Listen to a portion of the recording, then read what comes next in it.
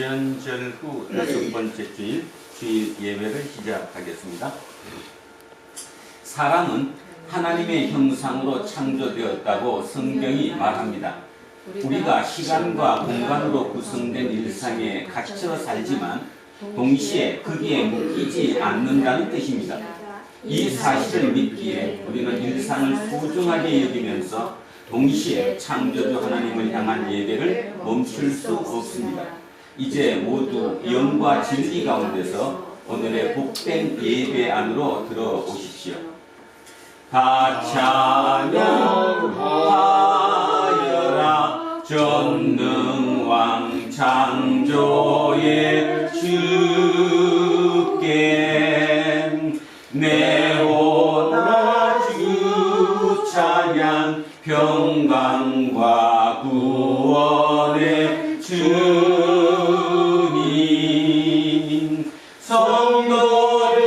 성도들아 주 앞에 이제 나와 즐겁게 찬양하여라 다 찬양하여라 놀라운 만유의 주께 포근한 날개미 늘 품어주시는 주님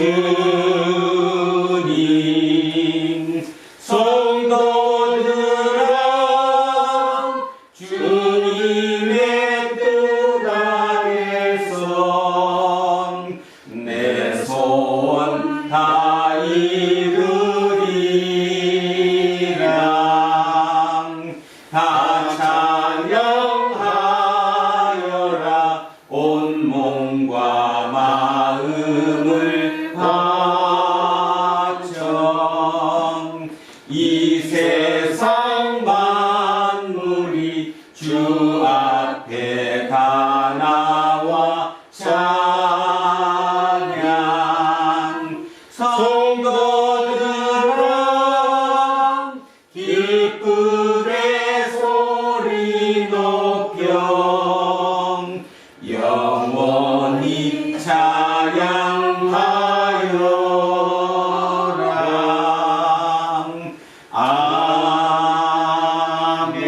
아멘. 새롭고 놀라운 능력으로 이스라엘을 애굽에서 끌어내시고 우리를 죄와 죽음으로부터 건져내신 하나님, 우리는 하나님만이 자유와 해방의 원천이시며 궁극적인 생명의 주인이심을 믿습니다. 이 세상의 그 어떤 조직과 능력과 가치도 하나님을 대신할 수 없다는 사실을 우리는 성경의 가르침과 기독교 역사에서 배워서 알고 믿게 되었습니다. 예수 그리스도의 십자가가 아니었다면 우리가 어찌 죄에서 해방을 기대할 수 있었겠으며 하나님이 예수 그리스도를 죽은 자로부터 살려내지 않으셨다면 우리가 어찌 죽음의 절망에서 벗어날 수 있었겠습니까? 이 모든 사실을 영혼의 중심에서 기뻐 감사하면서 하나님께 기도와 찬송을 바치니 하나님 홀로 영광을 받아 주시시오. 보이지 않는 하나님의 보이는 형상으로서 성부 성령과 함께 예배 받으시기에 합당하시고 마지막 때 심판의 주님으로 우리에게 다시 오실 예수 그리스도의 이름으로 기도합니다. 아멘. 자비와 긍휼하심의 하나님, 우리를 불쌍히 여겨 주십시오. 하나님을 믿는 사람이라고 내세우면서도 삶의 과정에서 알게 모르게 크고 작은 잘못을 반복하고 있습니다. 우리 안에서 또 다른 자아가 우리의 삶을 지배합니다. 주님, 우리를 불쌍히 여겨 주십시오. 우리는 자신을 솔직하게 성찰하기보다는 남의 잘못을 확인하고 지적하는 삶의 방식에 익숙해져 있습니다. 인격과 지식과 교양을 쌓아도 이런 문제가 해결되지 않습니다. 주님, 우리를 불쌍히 여겨 주십시오. 코로나19 팬데믹 시대에 지구에 사는 모든 사람들이 힘들어합니다. 그들에게 힘이 되어져야 할 우리 예수쟁이들마저 본을 보이지 못할 때가 많습니다. 우리를 불쌍히 여겨 주십시오. 예수 그리스도의 이름으로 기도합니다. 아멘. 기도합니다.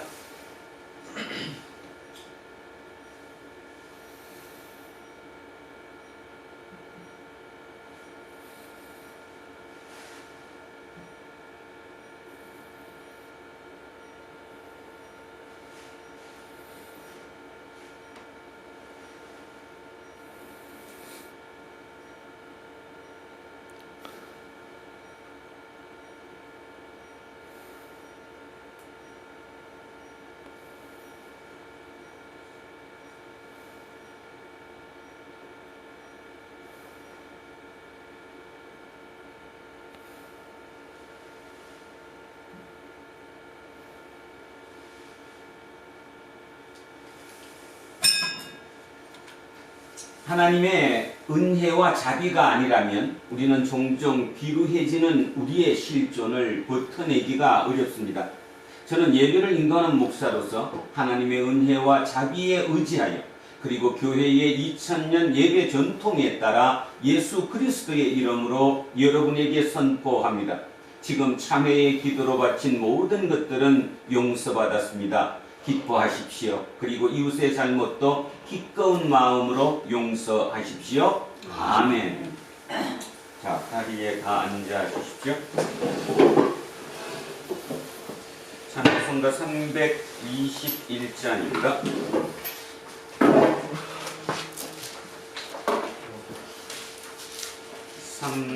321장. 날 대속하신 예수께 내 생명 모두 드리니 늘 진실하게 하소서. 내 구주 예수여, 나 구주 위에 살리라. 내 기쁨 한량 없으리. 내 갈 길 인도하소서. 내 구주 예수여, 날 구원하신 예수를 일평생 의지하오니 날 영접하여 주소서. 내 구주 예수여, 나 구주 위에 살리라. 내 기쁨 한량 없으리. 내 갈 길 인도하소서. 내 구주 예수여, 주 십자가에 달리사 날 자유하게 했으니 내 몸과 마음을 주 위에 다쓰게 하소서. 나 구주 위에 살리라. 내 기쁨 한량 없으니 내 갈 길 인도하소서. 내 구주 예수여.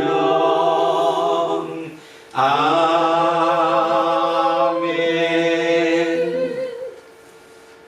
우리의 생명이 되시는 하나님 아버지, 상한 갈대를 꺾지 아니하시고 꺼져가는 심지를 끄지 아니하시고 자비와 긍휼로 사랑을 베푸시는 하나님 아버지께 영과 진리로 예배하오니 기쁘게 받아 주시옵소서. 아멘. 사방이 캄캄하고 암울하여 너무나 지치고 힘든 이때 우리에게 섬길 교회를 허락하여 주시고 이렇게 두란노 공동체를 삼아 주시어서 함께 모여 예배할 수 있게 하여 주시오니 참으로 감사를 주님 앞에 드리옵나이다.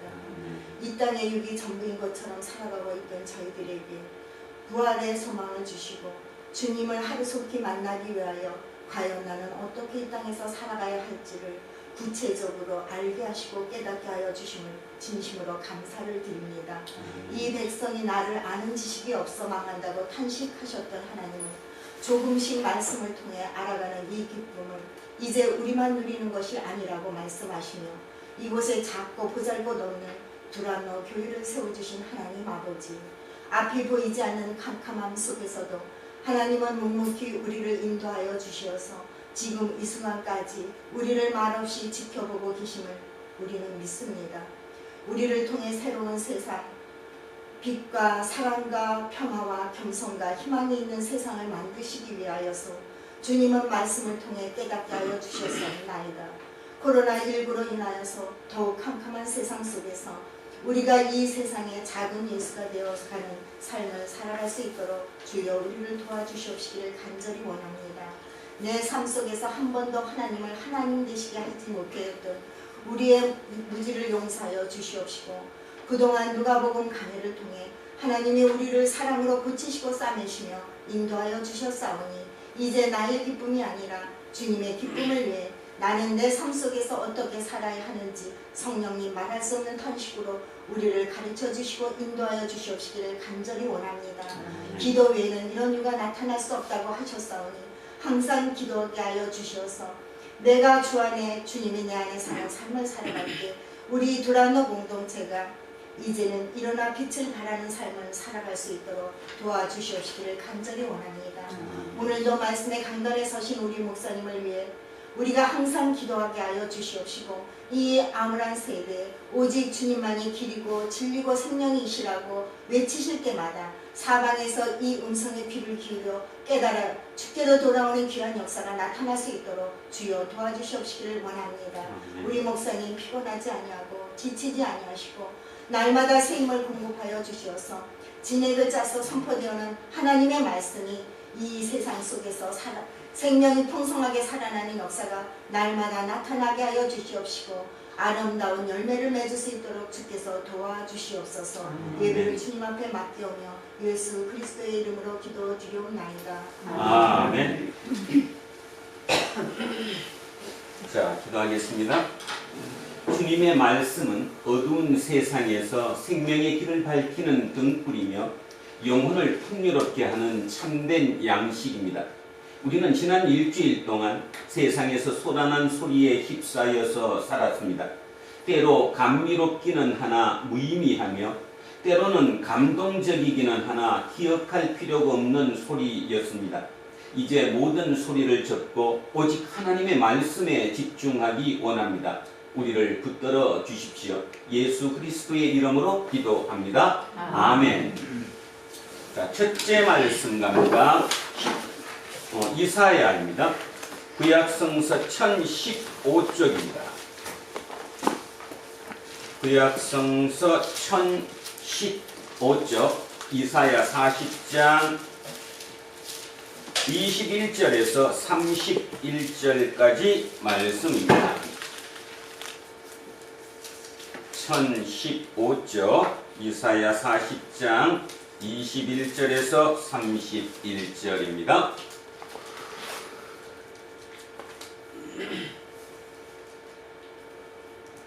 자, 시작하겠습니다. 너희가 알지 못하였느냐? 너희가 듣지 못하였느냐? 태초부터 너희에게 전하지 아니하였느냐? 땅의 기초가 창조될 때부터 너희가 깨닫지 못하였느냐? 그는 땅 위 궁창에 앉으시나니 땅에 사는 사람들은 메뚜기 같으니라.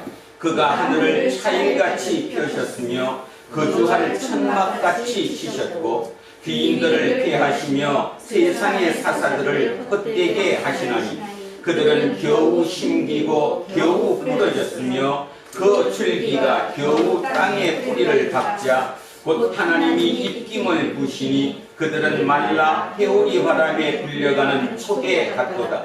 거룩하신 이가 이르시되 그런즉 너희가 나를 누구에게 비교하여 나를 그와 동등하게 하겠느냐 하시니라. 너희는 눈을 들어 높이 들어 누가 이 모든 것을 창조하였나 보라. 주께서는 수요대로 만상을 이끌어내시고 그들의 모든 이름을 부르시나니 그의 권세가 크고 그의 능력이 강함으로 하나도 빠짐이 없느니라.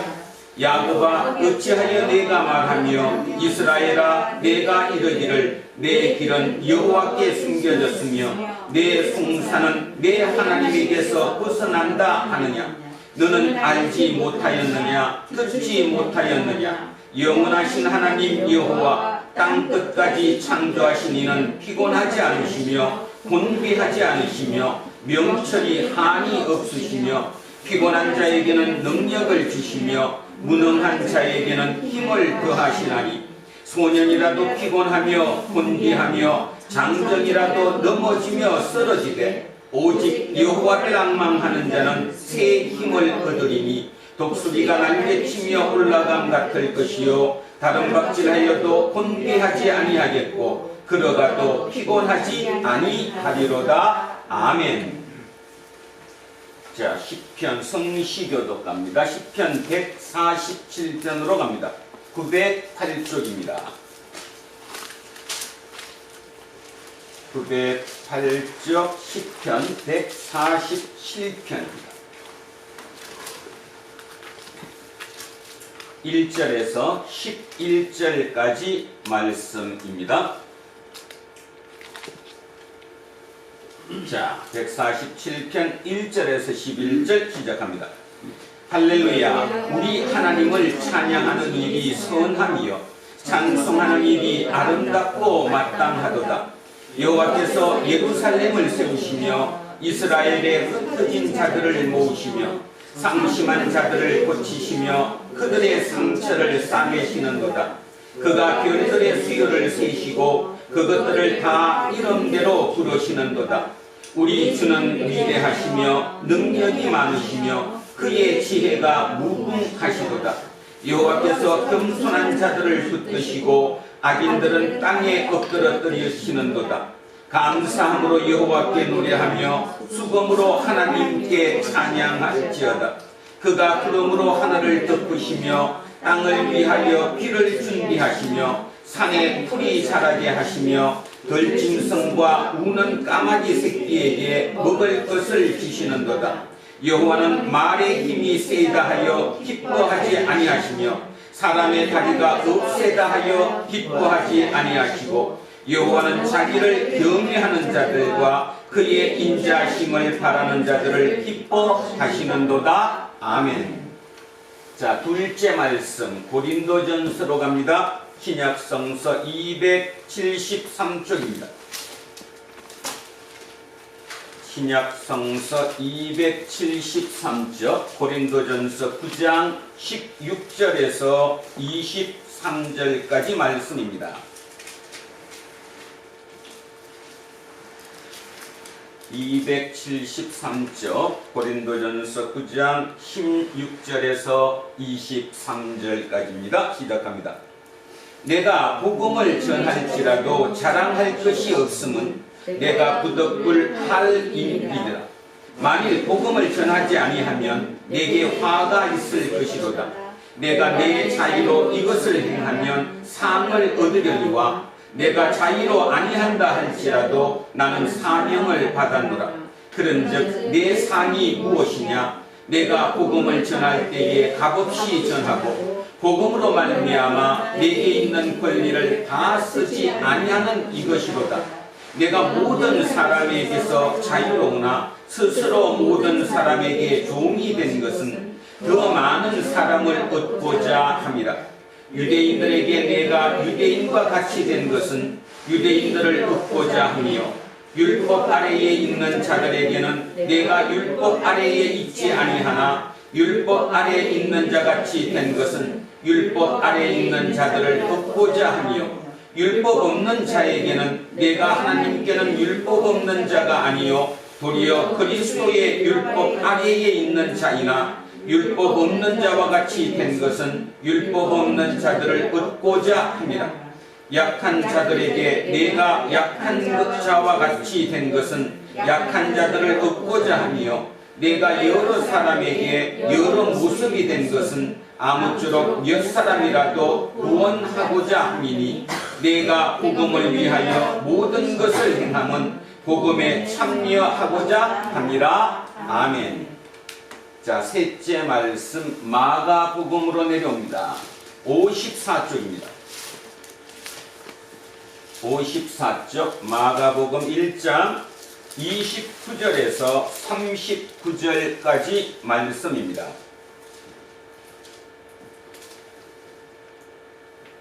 54쪽 마가복음 1장 29절에서 39절까지입니다. 자, 시작합니다. 29절. 곧 야고보와 요한과 함께 시몬과 안드레의 집에 들어가시니 시몬의 장모가 열병으로 누워 있는지라 사람들이 곧 그 여자에 대하여 예수께 여짜온대 나아가서 그 손을 잡아 일으키시니 열병이 떠나고 여자가 그들에게 수종되니라. 저물어 해질 때에 모든 병자와 귀신 들린 자를 예수께 데려오니 온 동네가 그 문 앞에 모였더라. 예수께서 각종 병이 든 많은 사람을 고치시며 많은 귀신을 내쫓으시되 귀신이 자기를 알므로 그 말하는 것을 허락하지 아니하시니라. 새벽 아직도 밝기 전에 예수께서 일어나 나가 한적한 곳으로 가사 거기서 기도하시더니 시몬과 및 그와 함께 있는 자들이 예수의 뒤를 따라가 만나서 이르되 모든 사람이 주를 찾나이다. 이르시되 우리가 다른 가까운 마을들로 가자. 거기에서도 전도하리니 내가 이를 위하여 왔노라 하시고 이에 온 갈릴리에 다니시며 그들의 여러 회당에서 전도하시고 또 귀신들을 내쫓으시더라. 아멘. 오늘 주신 말씀입니다. 누가복음 20장 27절에서 40절 말씀입니다. 누가복음 20장 27절에서 40절입니다. 131쪽입니다. 천천히 오늘 주신 말씀 합독하시겠습니다. 부활이 없다고 주장하는 사두개인 중 어떤 이들이 와서 물어 이르되 선생님이여 모세가 우리에게 써주기를 만일 어떤 사람의 형이 아내를 두고 자식이 없이 죽으면 그 동생이 그 아내를 취하여 형을 위하여 상속자를 세울지니라 하였나이다. 그런데 7형제가 있었는데 마지가 아내를 취하였다가 자식이 없이 죽고 그 둘째와 셋째가 그를 취하고 7이 다 그와 같이 자식이 없이 죽고 그 후에 여자도 죽었나이다. 7이 다 그를 아내로 취하였으니 부활 때에 그 중에 누구의 아내가 되리까? 예수께서 이르시되 이 세상의 자녀들은 장가도 가고 시집도 가되 저 세상과 및 죽은 자 가운데서 부활함을 얻기에 합당히 여김을 받은 자들은 장가가고 시집가는 일이 없으며 그들은 다시 죽을 수도 없나니 이는 천사와 동등이요 부활의 자녀로서 하나님의 자녀입니다. 죽은 자가 다시 살아난다는 것은 모세도 가시나무 떨기에 관한 글에서 주를 아브라함의 하나님이요 이삭의 하나님이요 야곱의 하나님이시라 칭하였나니 하나님은 죽은 자의 하나님이 아니요 살아있는 자의 하나님이시라. 하나님에게는 모든 사람이 살았느니라 하시니 서기관 중에 어떤 이들이 말하되 선생님 잘 말씀하셨나이다 하니 그들은 아무것도 감히 더 물을 수 없음이더라. 아멘. 자, 오늘은 하나님 안에서의 삶과 죽음이라는 제목으로 하나님의 말씀에 은혜를 나누고자 합니다. 우리가 잘 아는 헤밍웨이라는 작가의 마지막 작품이 노인과 바다입니다. 노인과 바다, 뭐 제목을 대충 알고 줄거리를 여러분들이 알고 계시지요?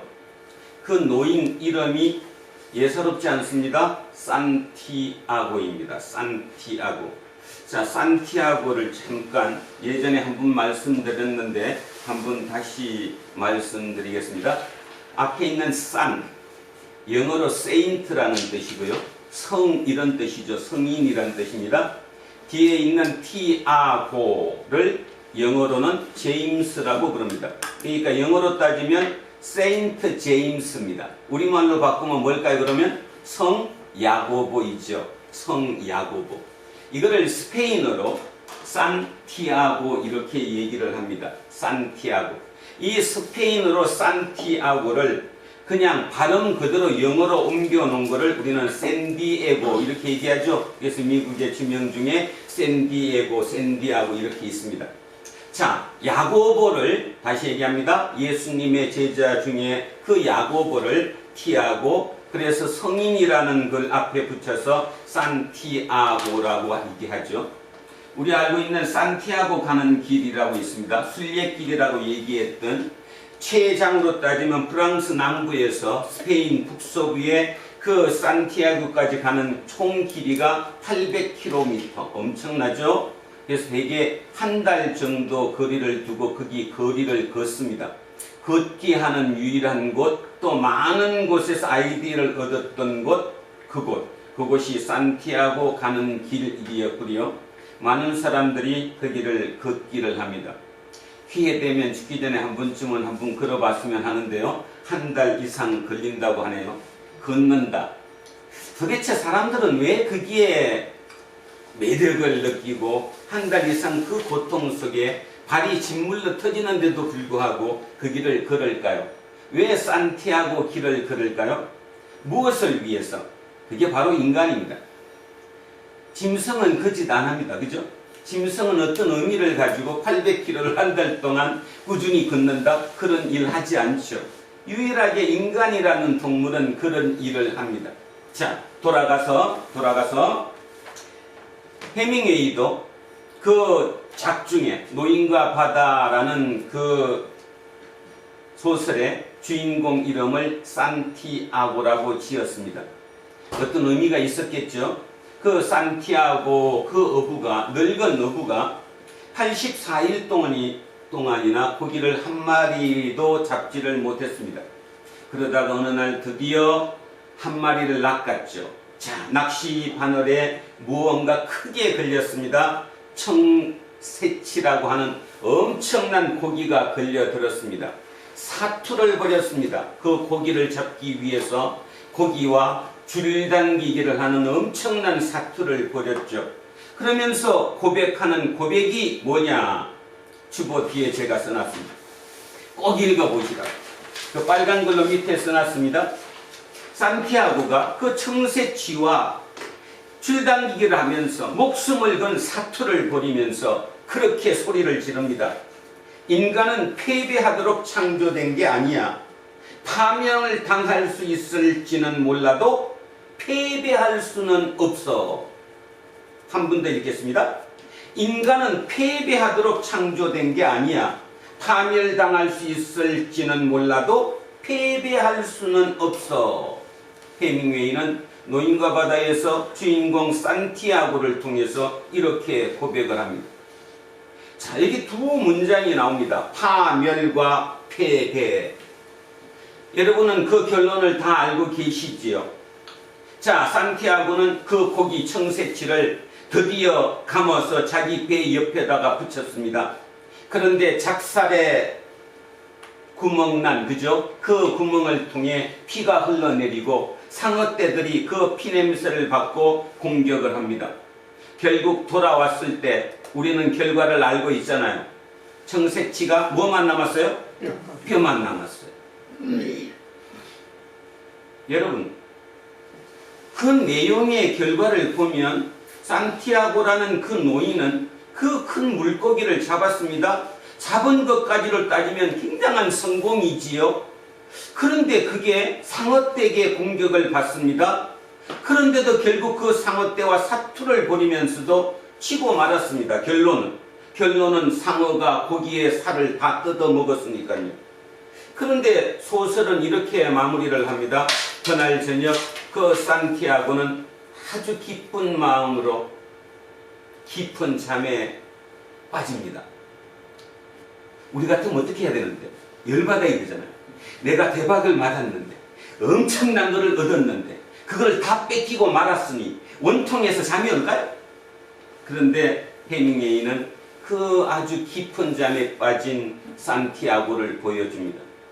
그런데도 우리는 그 소설을 고전이라고 얘기합니다. 무엇을 보고 고전이라고 할까요? 도대체 그 내용을 따지면 지금의 우리 2020년대를 살아가는 현대인들의 기준으로 보면 말이 안 되는 거거든요. 그렇잖아요. 다 뺏겨버렸는데.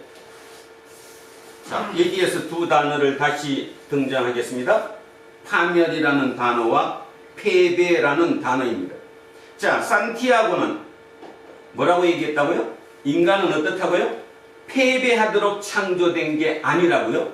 뭐는 할 수 있지만 파멸을 당할 수는 있을지 몰라도 절대로 패배할 수는 없다고. 자, 산티아고는 뭐는 파멸당했고 뭐는 패배하지 않았습니까? 어떤 점입니까? 고기를 뭐 했다는 것은 고기를 누가 다 먹어버렸잖아요. 상어가 다 먹었어요. 세상이라는 바다 속에서 세상에 다 뺏겨버렸어요. 그게 뭐예요? 파멸이잖아요. 파멸은 그걸 얘기를 하는 거예요. 물질적 가치를 파멸이라고 보는 거예요. 내가 추구했던 그 물질적 가치를 세상이라는 바다에 다 뺏겨버렸어요. 해밍웨이는 그거를 파멸이라고 얘기하는 거죠. 파멸은 당할 수 있다라고 얘기합니다. 그런데 중요한 거, 뭐는 당하지 않겠다? 패배는 당하지 않겠다. 그러면 패배는 산티아고가 결국 패배당하지 않은 것은 끝까지 목숨을 걸고 상어떼하고 싸워냈던 그 투지. 무슨 가치입니까? 물질적 가치입니까? 정신적 가치입니까? 정신적 가치죠. 정신적 가치로는 패배하지 않겠다. 오늘 저는 왜 이 두 단어를 떠올렸냐 하면 바로 산티아고라는 이름이 좀 전에 제가 말씀드렸듯이 예수님의 제자 중에 한 사람 야고보를 얘기한다고 얘기했고요. 해밍웨이는 야고보라는 예수님의 제자의 그 이름을 빗대어서 노인과 바다라는 그 소설을 썼고 그 사투를 벌이는 그 마지막 순간에 그렇게 독백처럼 소리를 쳤습니다. 인간은 패배당하도록 창조된 게 아니야. 파멸을 당할 수 있을지는 몰라도 패배할 수는 없어. 이게 인간이라는 겁니다. 동물은 어떻습니까? 동물은 파멸당합니까? 패배당합니까? 동물은 파멸, 패배 따지지 않습니다. 자기가 딱 상대편이 나보다 센 것 같으면 그냥 꼬리 싹 내립니다. 인간은 어떻습니까? 인간은 바로 여기서 얘기하는 거. 예수님이 우리에게 전해주고자 하는 가치가 뭡니까? 패배당하지 말라는 거예요. 예수님은 바로 그 예수님에게 3년 동안 쫓아다니면서 예수님으로부터 배웠던 그 야고보가 취한 행동, 그 취한 행동이 뭐였냐 하면 바로 파멸을 당할지언정 패배당하지 않겠다. 자, 산티아고에 대한 얘기를 조금 더 보충합니다. 왜 산티아고, 스페인의 북서부에 있는 그곳으로 이름을 산티아고라고 지었을까? 왜 야고보라는 이름이 스페인에 가 있을까? 이유가 뭘까요? 전성에 따르면 예수님이 돌아가시고 난 이후에 야고보는 스페인을 갔다고 합니다. 전도하러. 그러다가 스페인에서 인기를 얻지를 못했어요. 사람들한테 어필하지 못했다 이런 뜻입니다. 그래서 도로 예루살렘으로 돌아왔다가 예루살렘에서 순교를 당합니다. 여러분 아시다시피 예수님 제자 중에 제일 첫 번째 순교 당한 분이 누구예요? 야고보예요. 그래서 스페인에 있는 사람들은 그 야고보를 도로 그 순교당한 야고보의 시체를 어디로 가져갔다? 스페인으로 가져갔다. 그래서 거기에 매장을 했다. 그래서 우리는 거기를 산티아고라고 얘기한다. 물론 뭐 전성이지만 그렇게 얘기합니다. 자, 야고보 입장에서 한번 따져보겠습니다. 야고보는 파멸당했습니다. 죽었으니까. 세상의 세력과 견주어서 젊은 나이에 죽었으니까 파멸이죠. 그러나 중요한 거, 야고보는 패배당하지는 않았습니다. 야고보가 패배당하지 않았기 때문에 2000년이 지난 지금도 산티아고, 세인트 제임스 어떤 이름으로든 야고보는 지금 살아있습니다. 인간은 이런 존재라는 거죠. 인간은 패배당하지 않는다. 그런데 우리를 한번 돌아보겠습니다. 2020년 대를 살아가는 우리는 어떻습니까? 내 파멸을 너무 두려워합니다. 물질적 가치, 그죠? 내가 추구하는 그 물질적 가치, 거기에서 조금이라도 손해보는 걸 너무너무 힘들게 합니다. 그거를 지키기 위해서는 패배를 그냥 감수합니다. 내 양심, 내 지적, 내가 예수쟁이라는 어떤 가치 다 버립니다. 맞습니까? 안 맞습니까? 우리는 파멸을 없애기, 파멸을 막기 위해서 그냥 패배를 해버립니다. 예수님은 우리에게 지금 뭐를 말씀하시는가 하면 절대로 패배해서는 안 된다. 세상에게 우리가 져서는 안 된다. 파멸을 당할지언정 져서는 안 된다. 이 얘기를 하고 계시는 거거든요. 그런데 저는 희망을 발견하기도 합니다. 우리 50대, 60대라든가 그래도 우리 기득권을 가지고 이미 세상살이를 어느 정도 살았던 그 사람들의 가치는 파멸을 두려워하고 파멸을 하지 않기 위해서는 언제든지 패배합니다. 손들죠. 개가 꼬랑지 내리는 것보다 더 빨리 꼬리를 내려버립니다. 나한테 손해될 것 같으면 내 가치는 따지지 않습니다. 그리고 자식이 가르칩니다. 너 밖에 나가서 세상 살 때 니한테 이득이 되는 것이면 자존심이 뭔 필요 있어? 빨리 버려. 그것이 삶의 현명한 방법이에요. 우리는 그렇게 가르쳐왔습니다. 가르쳐온 결과가 어떻습니까 지금? 왜 교회가 욕을 얻어먹습니까? 교회가 파멸당하지 않기 위해서 패배를 감수했기 때문이지요. 세속적이 되었다 그런 뜻입니다. 세상의 가치와 똑같아졌습니다. 세상과 부딪혀서 싸울 때 그냥 꼬리 내립니다. 그리고 세속화가 됩니다. 바로 그거죠. 예수님은 오늘 지금 우리 누가복음을 쫓아가고 있는데요. 지금 예수님은 마지막 일주일 험난한 사투를 벌이고 있습니다. 누구랑? 세상이랑. 그 세상을 지배하는 세상의 가장 큰 힘을 영향력을 행사하는 집단과 예수님이 1대 100으로 지금 사투를 벌이고 있습니다. 아까 산티아고라는 그 선장이 노인 어부가 청새치를 놓고 상어떼와 세상 속이라는 바다 속에서 사투를 벌였던 것처럼 지금 예수님은 마지막 그 사투를 벌이고 있지요. 우리는 몇 주 동안 쫓아왔던 것처럼 바리새인, 서기관, 율법학자들, 그 다음에 사두개인들, 그 다음에 산헤드린 공의회 장로들이라고 불렀던 세상의 그 위에 있는 위치에 있는 사람들, 그들과 끊임없이 지금 사투를 벌이고 있죠. 오늘 본문도 마찬가지입니다. 오늘은 드디어 지난번에 누구까지 이겼어요? 바리새인들도 다 이겼어요. 결국 이겼잖아요. 그죠? 뭐 건의 논쟁부터 네가 옳으냐 그러냐 하는 거 따지는 까지 모든 걸 이제 사투에서 이겼는데 오늘은 상대가 바뀌었습니다. 자, 오늘 본문으로 들어가 보겠습니다. 오늘의 상대가 누구냐 하면 자, 27절에 나옵니다. 부활이 없다고 주장하는 사두개인이에요. 자, 오늘도 예수님은 싸웁니다. 자, 상어의 공격을 받습니다. 뭘 할지 몰라도 내가 결코 뭐하도록 파멸을 당할지는 모르겠지만 또 예수님은 파멸 당했어요? 안 당했어요? 당했어요. 예수님은 파멸은 당했지만 패배하지는 않으셨다는 거죠. 마지막 십자가에서 뭐라고 말씀하십니까? 나는 세상을 이겼노라. 근데 여러분들은 그걸 이해를 못하잖아요. 예수님이 뭘 이겼지? 졌지? 예수님이 이긴 게 뭐가 있어? 오늘 우리는 깊은 사고가 열리기를 소망합니다. 성령님의 역사로 여러분의 눈이, 여러분의 생각하는 시선이, 사고가 바뀌는 기적이 오늘 이 시간 여기서 일어나게 되기를 간절히 소망합니다. 자, 다시 합니다. 부활이 없다고 주장하는 사두개인이 오늘 이제 예수님하고 이제 격돌을 합니다. 중요한 게 부활이 없대요. 자, 오늘 이게 주 키포인트입니다. 부활이 없다고 주장하는 사두개인.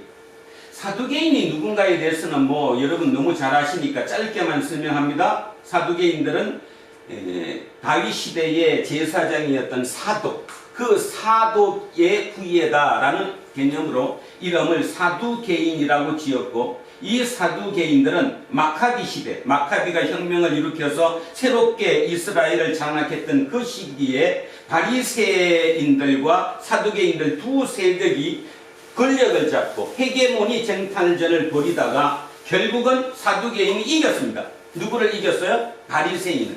그래서 바리새파보다 위에 올라서게 됐는데요.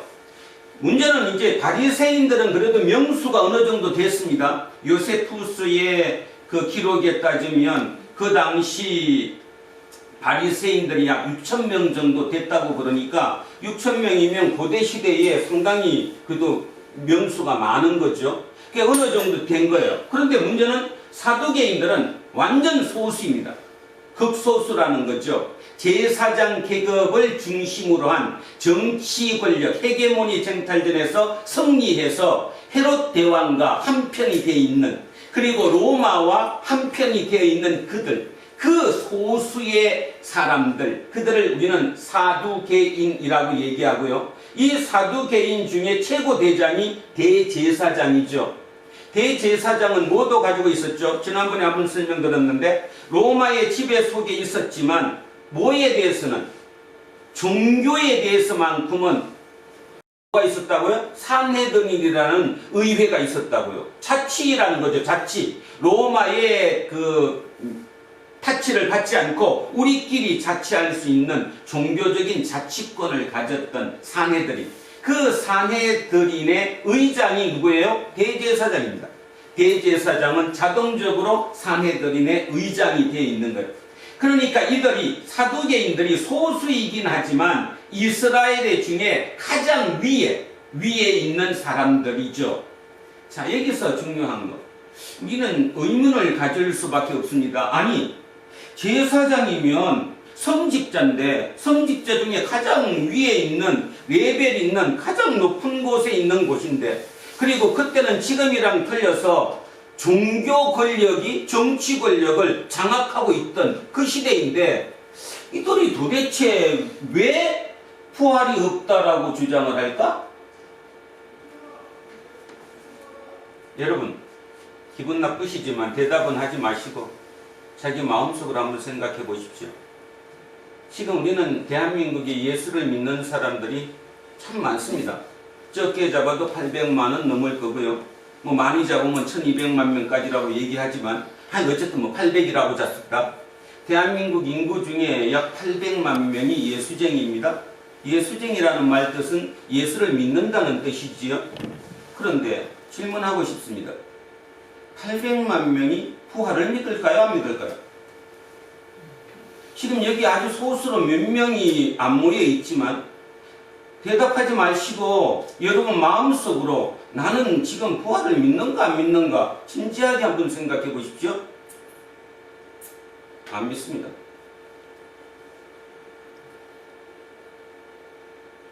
왜 못 믿을까요? 부활을? 합리적이지 않다라고 생각하겠죠? 과학적이지 않다라고 생각할 것입니다. 그렇죠? 가장 중요한 것은 지금 대한민국 사회 중에 진짜 부활을 믿지 못하는 사람들이 누구일 것 같습니까? 저는 두 부류라고 생각합니다. 하나는 아주 뛰어난 엘리트, 지식적으로 굉장히 높은 수준에 있는, 진짜 세상적인 지식으로 최고 위의 정점에 있는 그들은 묘한 말을 해가면서 무슨 선문답에 화두를 던지는 것처럼 얘기하면서 표현을 그렇게 할 뿐 실제로 부활을 믿지 않습니다. 왜? 똑똑해서. 두 번째는 누가 안 믿을 것 같습니까? 아예 밑에는 믿는다고 얘기하지만 뭐 안 믿는 겁니다. 믿는 게 뭔지 모르니까. 부활의 개념이 뭔지 모르니까.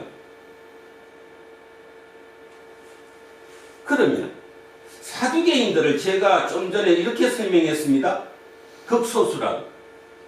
바리새인들은 6,000명 정도라도 되었지만 사두개인은 아주 소수라고 얘기했습니다. 이 소수의 계급들이 제사장 계급이고요, 부자들이고요, 지식 중에 최고의 엘리트들입니다. 그들이 사두개인입니다. 그래서 이스라엘의 최고 위의 정점에 있는 사람들입니다. 근데 그들은 부활을 믿지 않습니다. 설명됐나요? 2000년이 지나도 똑같습니다. 똑똑해서 못 믿는 겁니다. 그러면 이들은 왜 못 믿을까? 이들은 성경도 다 믿지 않습니다. 뭐만 성경이라고 믿죠? 토라, 모세 오경만을 율법이라고 믿습니다. 나머지는 믿지 않아요. 인정하지 않는다는 거죠. 그래서 이들은 철저하게 모세 오경만을 자기의 하나님의 말씀으로 믿는 사람들이에요.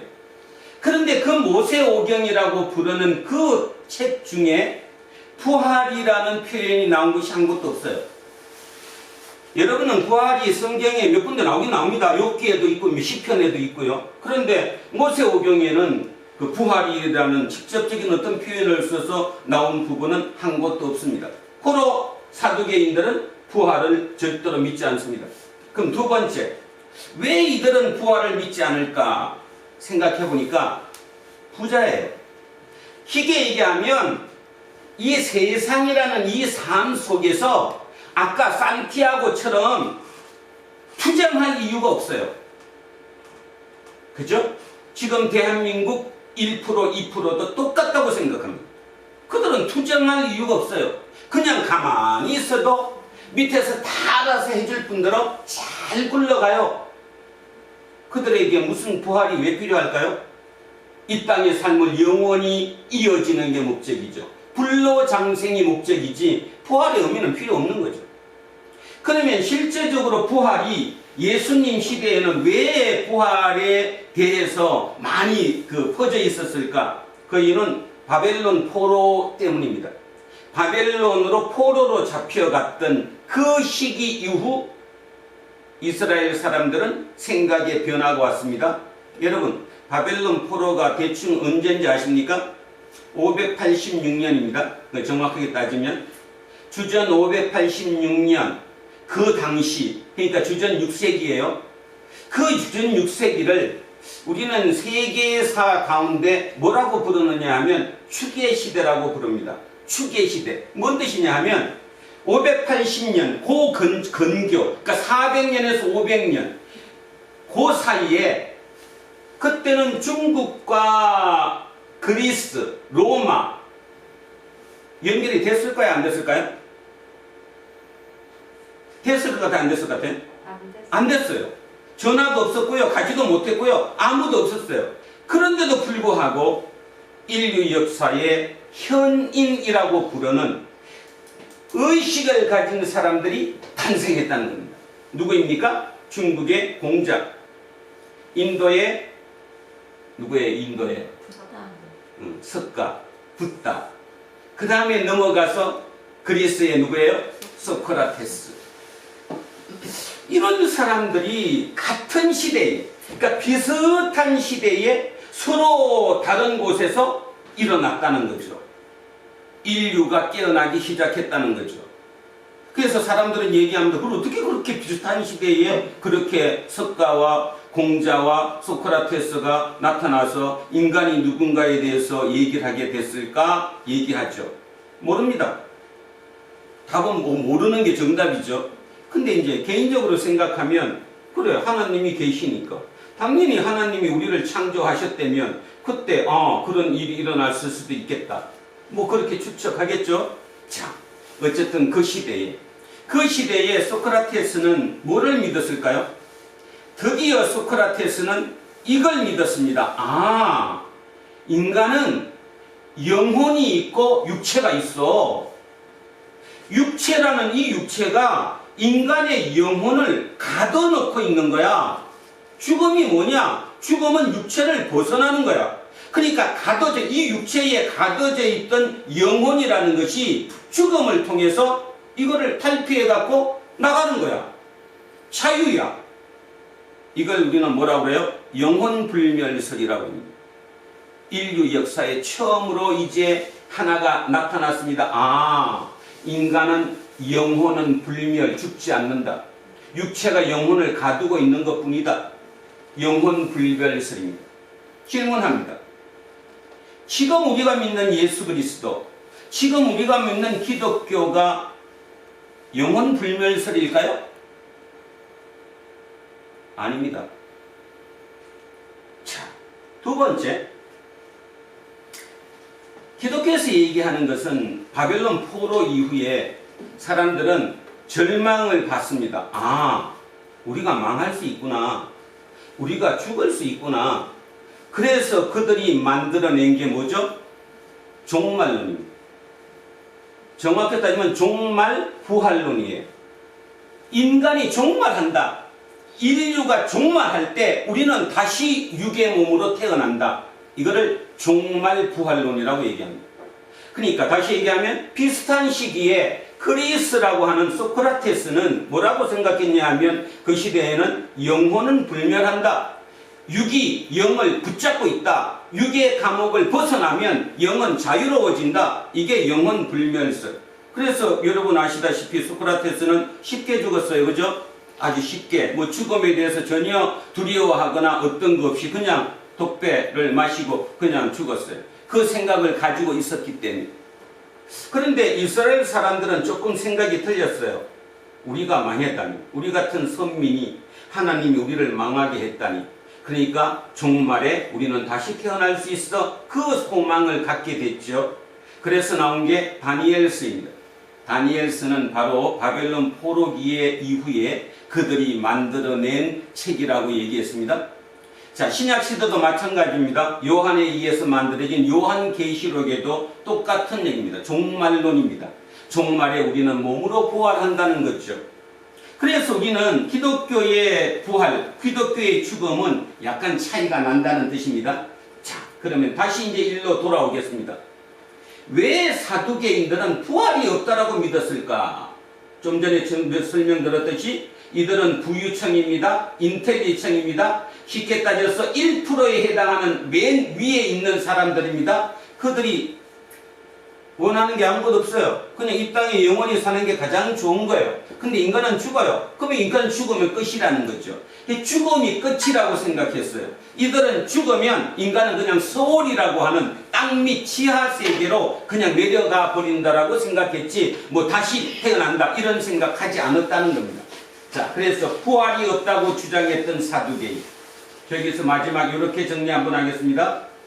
지금 2020년을 사는 대한민국 사람 중에도 상위 1%에 해당하는, 이런 표현을 쓰기가 조금 거북하기는 하지만 굉장히 뛰어난 지식을 가졌다거나 아주 부자라거나 어떤 세상에 살아가면서 투쟁이 필요 없는 그들은 부활 믿지 않는다. 그때나 지금이나 똑같다. 그리고 지금 우리 젊은 애들은 부활 안 믿는다. 그럼 걔들은 왜 안 믿을까? 과학적인 지식 때문이겠죠. 어떤 지식 때문에 안 믿겠죠. 근데 가만히 따져보면 그들 중에도 이제 얘네들 삶이 만만치 않잖아요. 만만치 않잖아요. 그래서 아마 많은 새로운 변화가 일어날 거라고 저는 생각합니다.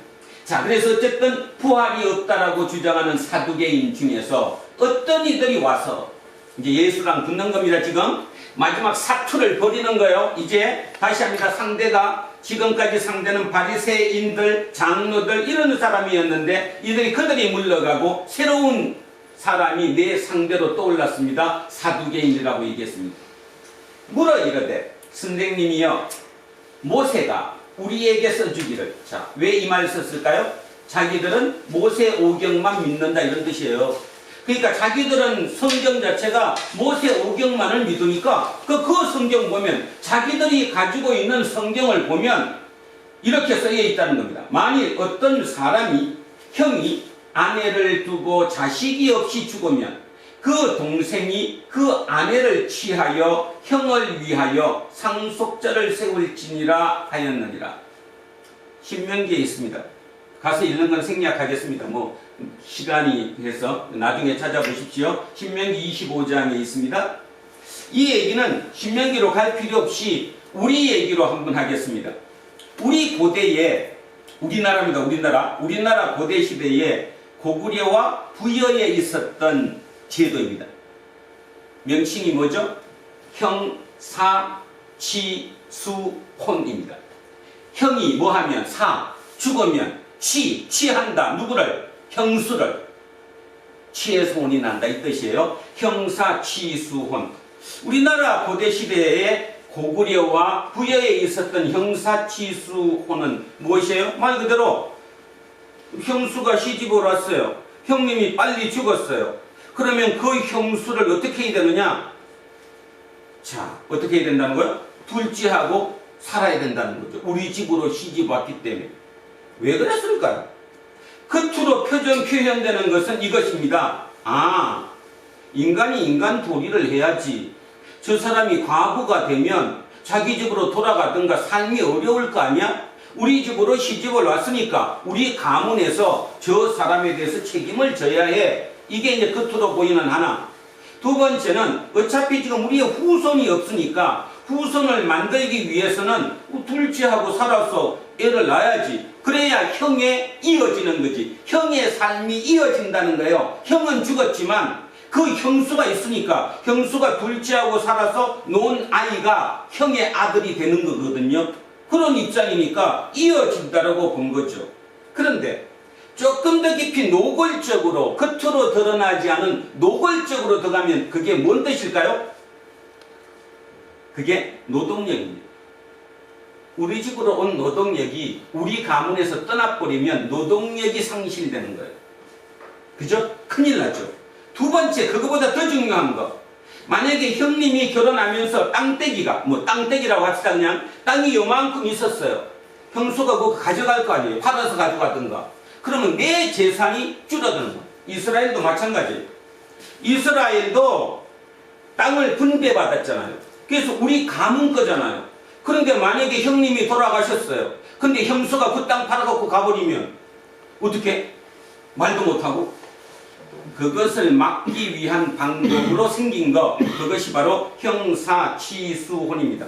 지금 2000년대를 사는 우리는 그게 뭔가 하지만 그 시대로 봐서는 굉장히 유효한 제도였었다는 거죠.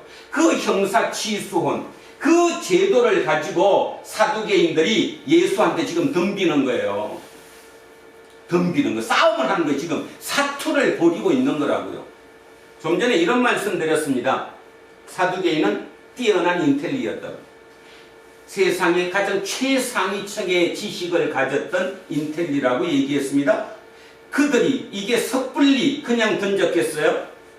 얼마나 많은 고민을 하고 생각을 하고 도대체 저 예수라는 저분과 저 사람과 내가 이길 수 있는가를 연구하지 않았겠어요? 그래서 만들어 온 게 바로 이 얘기라는 거예요. 신명기에 있는 이 얘기, 형사치수혼 이 얘기를 갖고 부활이 없다는 것을 자기들이 증거한다 얘기하는 거예요. 자, 그런데 7형제가 있었는데 아들이 7명이 있었는데 마지가 아내를 취하였다가 자식이 없이 죽었어요. 자, 둘째와 셋째가 그를 취했어요. 7이 다 그와 같이 자식이 없이 죽었어요. 그 후에 여자도 죽었어요. 그러면 7이 다 그를 아내로 취하였으니 부활 때에 그 중에 누구의 아내가 되느냐? 고민 많이 했겠죠, 그죠? 우리는 지금 이 얘기를 들으니까 성경에 이상한 얘기 있어 이럴지 모르지만 2000년 전 그 시대로 돌아가면 사두개인 입장에서는 진짜 치밀하게 고민하면서 이 부활이 없다는 것을 증거하기 위해서, 증명하기 위해서 이 얘기를 끄집어낸 거예요. 형사치수혼을. 예수님이 뭐라고 말씀하십니까 지금? 답하기가 어려운 건데, 그죠? 근데 예수님은 답을 하십니다. 자, 34절. 여기부터 여러분 긴장하면서 들으셔야 합니다. 예수께서 이러시되 이 세상의 자녀들은 장가도 가고 시집도 간다. 당연하죠? 여기는 빠져있는데 마태복음, 마가복음에는 너희가 오해했다 이 표현이 들어가요. 그러니까 뭔 말이에요? 사두개인 보고 너네들 지금 뭔가 착각하고 있다. 그 얘기가 오늘 우리 얘기하는 거예요. 지금 너네 두란노 공동체 목금 잡고 뭐 좀 안다고 그러는데 너네 지금 오해하고 있어? 질문하는 겁니다. 부활이 뭐냐? 자, 부활이 뭐냐 정해. 천국이 뭐냐 그러면? 천국이 진짜 있냐? 자, 예수님은 이 세상의 자녀들은 장가도 가고 시집도 가요. 당연하죠? 저 세상과 및 죽은 자 가운데서 부활함을 얻기에 합당히 여김을 받은 자들은 장가가고 시집가는 일이 없대. 여기서 이제 우리는 또 걸리기 시작합니다. 자, 여러분 어떻게 그렇게 생각 안 합니까? 내가 죽으면 가서 옛날에 내 사랑했던 우리 할아버지, 할머니 만날 수 있겠지? 조금 더 다른 말로 하면 내가 죽어서 천국을 가면 아브라함을 만날 수 있겠지? 지금도 많은 사람들이 그 개념 속에 있을지도 모릅니다. 근데 우리는 왜 이걸 설명을 할 수 없냐 하면 우리는 지금 3차원이라고 하는 세계에 살아요. 이 3차원 세계는 지구별이라고 하는 이곳에 사는 이 3차원은 시간과 공간과 모든 제약 속에 살아요, 지금. 그죠? 그런데요, 하나님 나라라고 부르는, 물론 여기가 아닌, 이제 새로운 죽음 이후의 그 공간은 차원이 틀린 곳이거든요. 우리가 통상 얘기는 4차원이라고 표현을 한다면 그냥 4차원이에요. 인간은 3차원, 4차원이라고 이름으로 명할 수는 있지만 이 4차원 세계가 어떤가에 대해서 체험을 누구도 할 수 없어요. 왜냐하면 이 4차원의 세계는 3차원이 끝나야 가는 곳이니까. 그래서 여기를 모르는 거예요, 지금. 저도 몰라요. 자, 그러면 조금이라도 이거 약간만으로 빗댄다면 이런 뜻입니다. 우리 맨날 그 설명 자주 했던 거, 애벌레가 뭘로 바뀌어요? 나비로 바뀌어요. 자, 그러면 애벌레가 고치라고 하는 어둠을 통해서, 죽음을 통해서 다음으로 가요. 그죠? 그래서 애벌레가 나비로 완전히 질적인 변화가 일어나죠. 존재의 변화가 일어난다 이 말입니다. 맞습니까? 그럼 자, 설명 잘 들어보십시오. 애벌레 입장에서 죽었어요. 애벌레는 죽었잖아요. 네. 고치에서 죽었잖아요. 네. 그런데 부활했어요, 안 했어요? 부활했어요. 나비로 부활했어요. 그러니까 다시 얘기하면 3차원이, 그 편의상 애벌레가 3차원이라고 치고 나비가 4차원이라고 치면 3차원에서 4차원으로 가는 그 경계를 뚫는 거, 이 경계를 벗어나는 거를 이쪽에서 3차원에서는 뭐라고 부르고? 죽음이라고 부르고, 4차원 입장에서는 이게 죽음이 아니라 뭐예요? 부활이죠. 죽음과 부활은 같은 말입니다. 죽음과 부활은 같은 말이라는 거예요.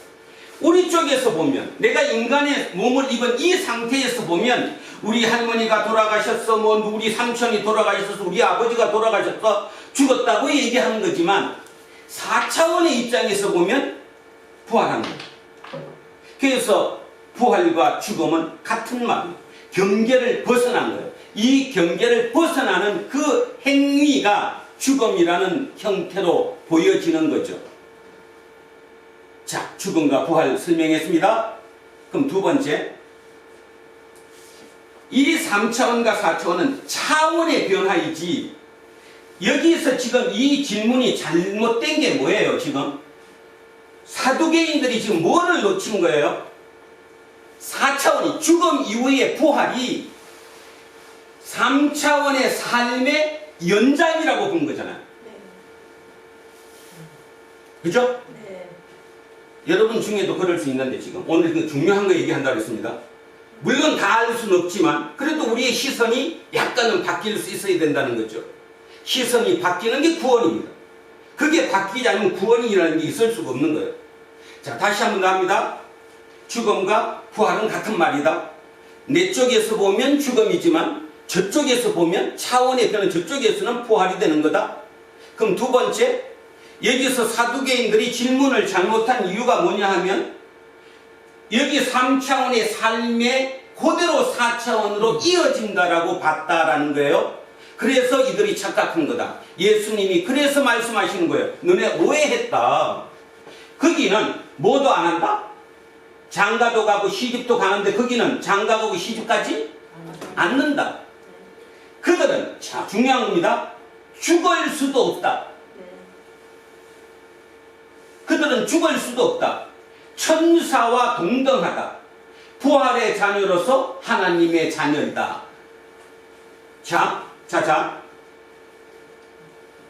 만약에 내가 지금 뭐도 다 보고 있어요. 애벌레도 보고 있고 나비도 보고 있어요. 나는. 그죠? 그래서 내가 그 애벌레의 주인이에요. 내가 그를 키운 거예요. 그러면 나 입장에서는 애벌레나 나비나 같아요, 안 같아요? 같아요. 나 입장에서. 같잖아요? 그런데 정작 애벌레 입장에서는 그걸 느낄 수 없어요. 다시 얘기하면 여러분 몇 차원에 산다고요 지금? 3차원에 살아요. 하나님은 3차원에서 역사하셔요 안 하셔요? 하셔요. 4차원에서도 역사하셔요. 하나님은 3차원 4차원이 없어요. 우리에게 3차원 4차원이 있을 뿐이에요. 그러면 하나님 안에서는 우리 모두는 살아 있는 거죠. 맞잖아요. 아니 나 입장에서 애벌레로 있던가 나비로 있던가 같이 살아있는 거잖아요. 그것이 부활이. 그러니까 그러면 이제 여기서 이제 보충 설명을 들어갑니다. 예수님의 설명을 보십시오. 다시 죽을 수 없대요. 이 말은 이해가 갈 것 같은데 3차원에 살다가 4차원으로 옮겨갔으니까 거기 옮겨가는 경계선에서 저쪽으로 넘어가는 게 죽음이라고 그랬어요. 한 번 죽으면 그 다음은 끝이잖아요. 그 다음은 죽음이 없잖아요. 그래서 그 생명을 뭐라고 불러요? 영생이라고 불러요. 영생은 누구의 생명이에요? 하나님의 생명이에요. 하나님은 죽을 수 없으시니까 하나님은 영생이에요. 그러면 그 하나님 안에 있는 내 생명도 영생이에요. 그 영생을 얻었다는 말은 하나님과 내가 하나님의 관계 맺고 있다라는 얘기가 되잖아요. 나는 안 죽는 거라니까요. 여기서 이 지구별의 죽음은 말 그대로 차원의 이동이 일어나는 것 뿐이라니까요. 죽을 수는 없는 거죠. 그러면 여기서 이제 조금 더 깊이 하겠습니다. 죽을 수 없으면 여러분 우리가 사는 이 지구별 3차원의 모든 것의 가장 꼭지점에 있는 모든 것이 시작되게 된 그 꼭지점이 뭘까요? 죽음이에요. 죽음이 있기 때문에 우리는 뭐해요? 결혼해요. 알아들으셨을까? 왜? 예. 우리가 만약에 죽음이 없다면 결혼할 필요가 없어요. 결혼할 필요가 없어요. 결혼을 시키기 위해서 하나님은 우리에게 뭘 넣어줬냐 하면 성욕이라고 하는 욕구를 줬어요. 생산을 해갖고 이어가라고. 다시 얘기하면 결혼의 전제 조건은 죽음이에요. 죽음이 만약에 없이 죽음이 없다면 결혼할 필요가 전혀 없어요. 지금도 세상 인구가 너무 많아요. 그죠? 77억이래. 지구별에 살 인구가 너무 많아. 그게 결혼 안 하잖아요. 우리 애들 결혼 안 하잖아. 걱정하지 마시라니까. 결혼을 왜 해? 자, 다시 얘기합니다. 죽음이 모든 거에 가장 정점에 있는 것. 이것 때문에 나오는 것. 그럼 두 번째 설명. 제가 이런 설교할 때마다 간혹 저한테 개기는 분 계시잖아. 누구라고 얘기 안 해도 알죠? 본능인데 뭐 인간이 그렇지 뭐 본능.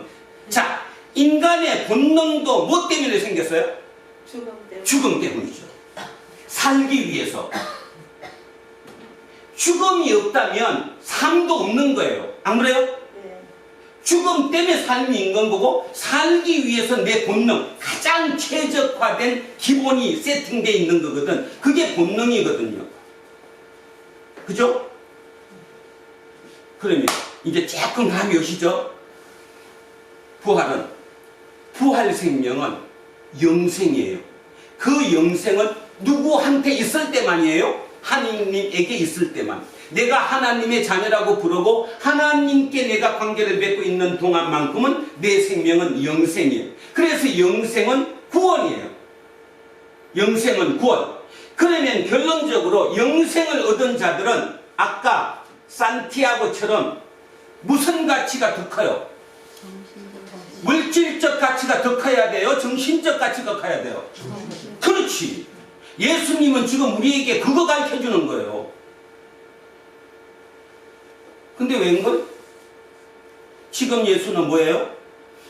도깨비 방망이지. 내 욕구를 채워주시는 분이잖아. 그걸 이루게 해주시는 분. 착각하고 있는 거잖아요. 저는 지난 이틀 동안 완전히 진짜 쇼크받았어요. 이거 내가 본문하면서 어떻게 이 생각을 나한테 주셨지? 응. 제가 지금 여러분한테 전달을 다 못하는데 저는 이제 어느 정도 깨달았어요. 아, 죽음이 뭐구나, 부활이 뭐구나, 영생, 이 가치가 다 한꺼번에 싹 들어왔어요, 이제 저한테. 그죠? 다시 얘기합니다. 죽음, 부활은 같은 말이다. 차원의 변동이다. 마지막 경계선에서 다음 경계로 넘어가는 고고, 거기일 때가 부활이 있는 거다. 그럼 이 모든 거의 가장 핵심은 뭐냐? 죽음이다. 죽음이 있기 때문에 본능이 있는 거고, 죽음이 있기 때문에 결혼 제도가 있는 거고, 죽음이 있기 때문에 우리에게 욕구가 있는 거다. 그러나 죽음이 없는 세상으로 넘어가면, 자, 그럼 이제 이 사두개인들이 얘기했던 것처럼 이제 부활한 거예요. 부활한 이후에는 욕구 있을까요?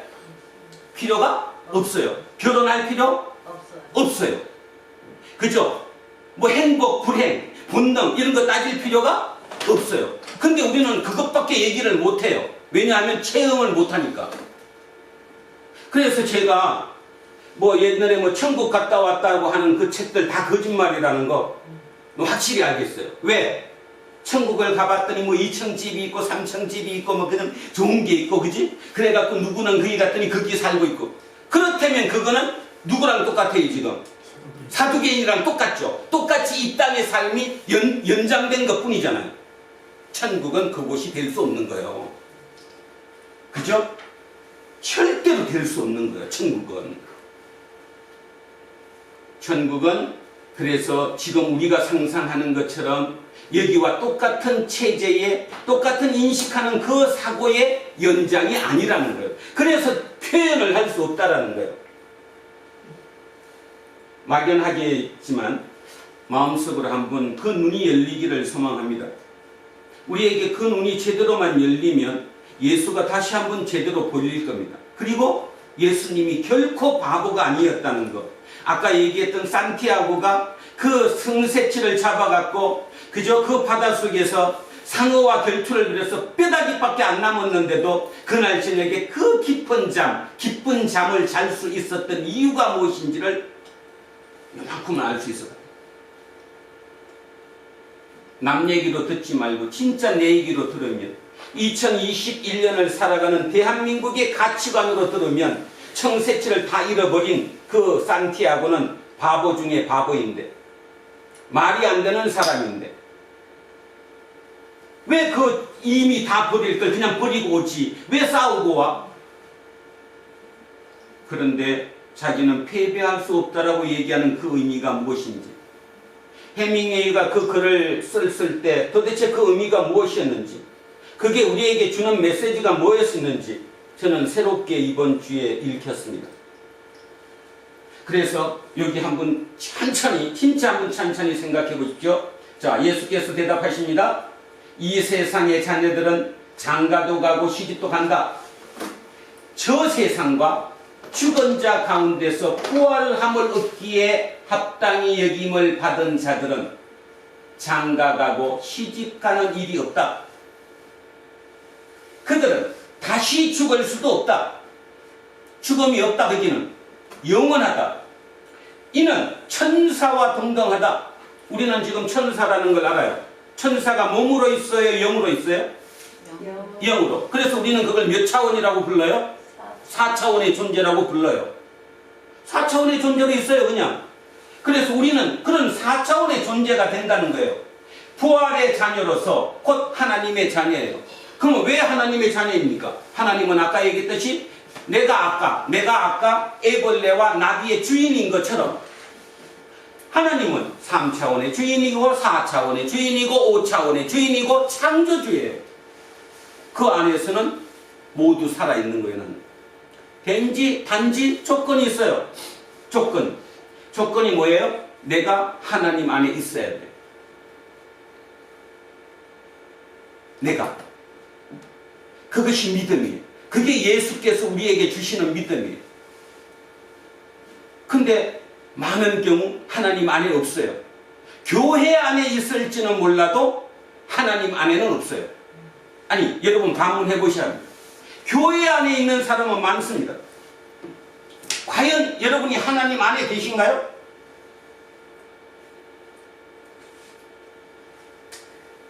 자, 그들은 다시 죽을 수 없어요. 안 죽어요. 죽음이 없어요.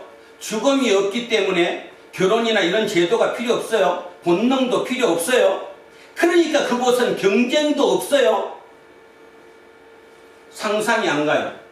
왜냐하면 우리는 이 3차원 이 지구별에서 오직 그것 때문에 살아가니까. 그래서 간혹 이런 생각을 가지기도 해요. 그럼 뭔 재미 날까? 재미가 있을까? 글쎄요. 답은 못하겠지만 재미보다는 상상을 초월하는 어떤 게 있겠죠? 가봐야 되거든. 가봐야. 자, 그래서 그들은 다시 죽을 수도 없어요. 천사와 동등이에요. 부활의 자녀로서 하나님의 자녀다. 자, 37절은 죽은 자가 살아난다는 것은 모세도 가시나무 떨기에 관한 글에서 주를 아브라함의 하나님이요 이삭의 하나님이요 야곱의 하나님이시라 칭하였나니. 이 얘기가 뭐냐면 36절로 끝나도 아무 문제가 없어요. 그런데 36절로 끝나버리면 사두개인들이 뭔가 바로 지금 뭔가는 못하는데 뭔가 이게 지금 확실하진 않은 것 같은 거거든요. 그래서 예수님이 사두개인들에게 너네들 모세오경 성경 읽었잖아. 그 성경 읽었는데 그 성경에 이런 문구 못 봤어? 한 거예요. 출애굽기 3장 6절입니다. 출애굽기 3장 6절에 뭐였죠 그게? 출애굽기 3장 6절. 우리 너무 잘 아는 건데. 모세가 광야에서 떨기나무에 불이 붙은 걸 봤어요? 안 봤어요? 봤어요. 가까이 다가갔어요. 그랬더니 하나님이 뭐라고 그랬어요? 가까이 오지 마라. 여기는 거룩한 곳이다. 신발을 벗어라. 그러면서 하나님이 모세에게 이 말 하셨잖아요. 나는 아브라함의 하나님이요 이삭의 하나님이요 야곱의 하나님이시라. 이렇게 출애굽기 3장 6절에 있지 않느냐. 예수님이 사두개인들한테 그 얘기하는 거예요. 너네들 나보고 지금 뭐라고 그랬냐 하면 우리가 있는 성경에는 부활이 없다. 근데 내가 볼 때는, 그러니까 예수님 얘기해요. 예수님 입장에서는 내가 볼 때 너네들 읽은 그 모세오경 중에도 하나님의 부활에 대한 얘기가 있다. 그 얘기가 뭐냐? 내가 아브라함의 하나님이요 이삭의 하나님이요 야곱의 하나님이시라 하지 않았느냐? 자, 설명합니다.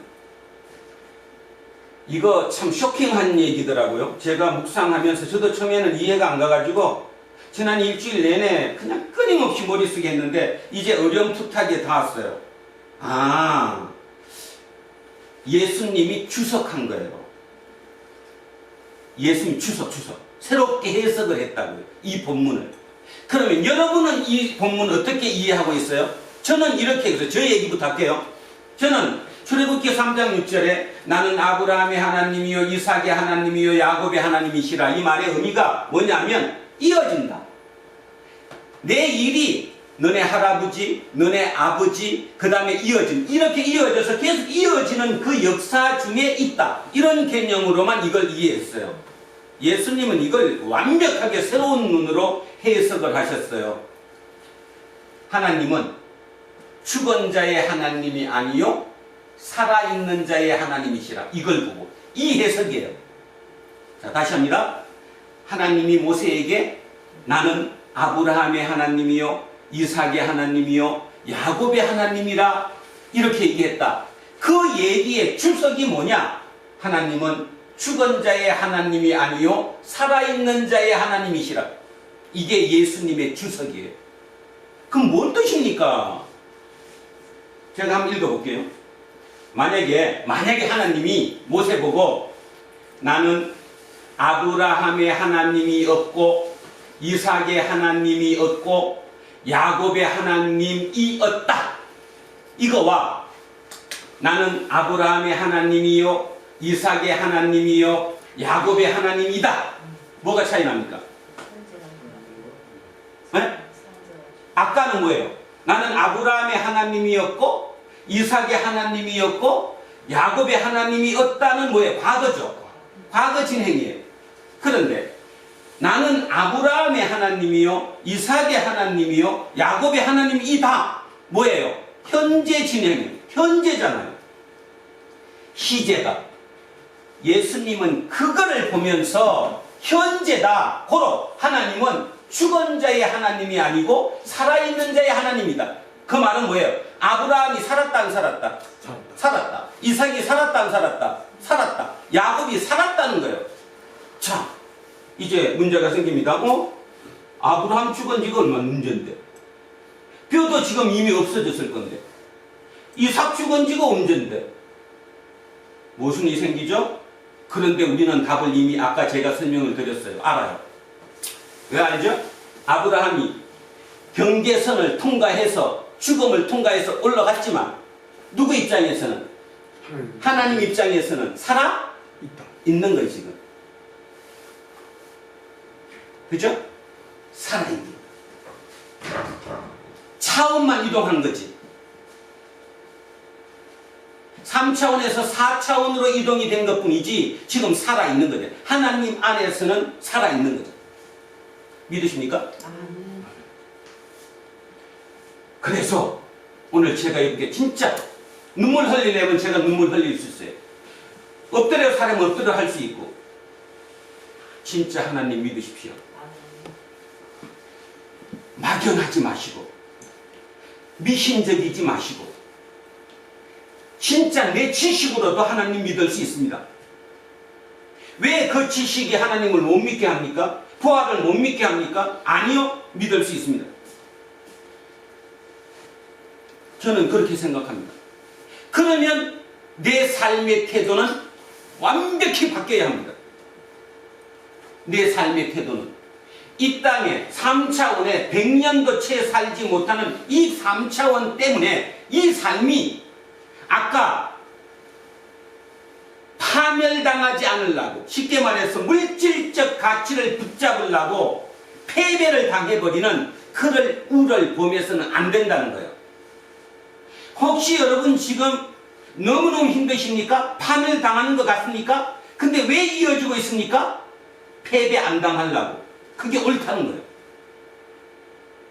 어차피 살아있는 거니까. 또 하나 제가 더 할 수 있는 거, 내가 진정 그렇게만 살 수 있다면 내 육의 몸으로 이어지는 내 후손들이 그 덕을 볼 거라는 거예요. 확실히. 목소리가 톤이 굉장히 높아졌습니다.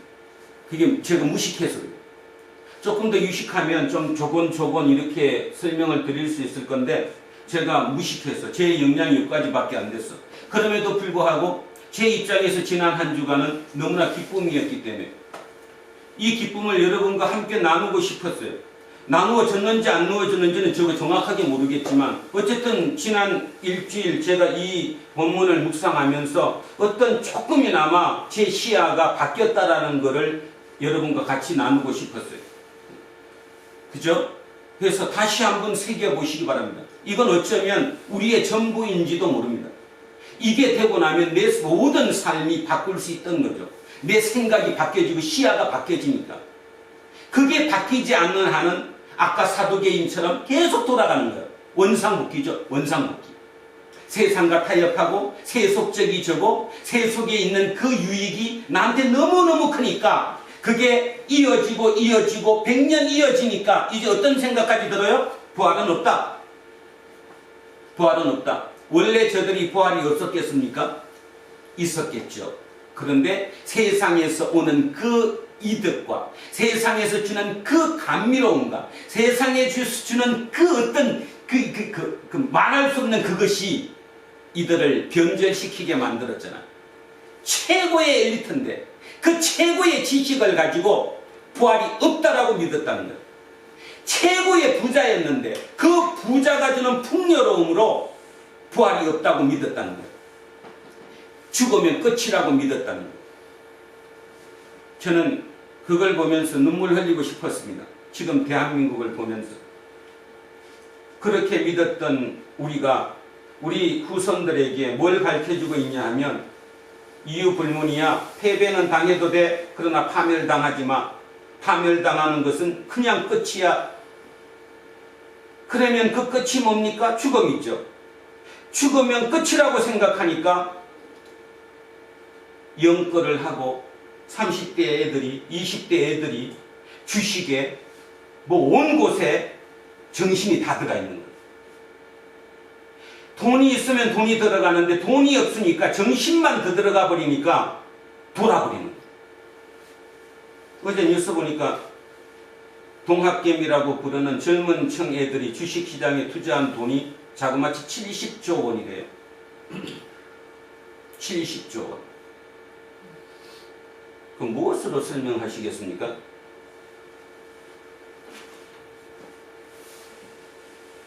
조금 더 있으면 걔들이 더 돌아버리면 부모한테 공격하지 않을까요? 왜 당신은 나를 낳았는데 남들처럼 돈이 없냐고. 그런 징조가 벌써 조금씩 보여요.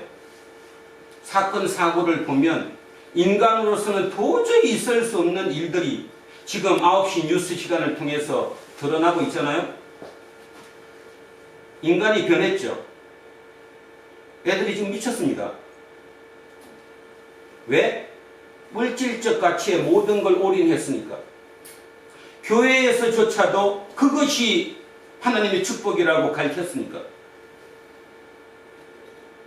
그리고 천국도 그것의 이동이라고, 이어지는 것이라고 머릿속에 그림을 그리고 있으니까 답이 없었던 거죠. 정리를 하고 싶습니다. 해밍웨이가 자기 마지막의 역작으로 쓴 글이 노인과 바다라고 얘기했습니다. 여러분 아시다시피 해밍웨이는 그 글을 쓰고 자살했죠. 마지막은 자살로 이 땅을 마감했습니다.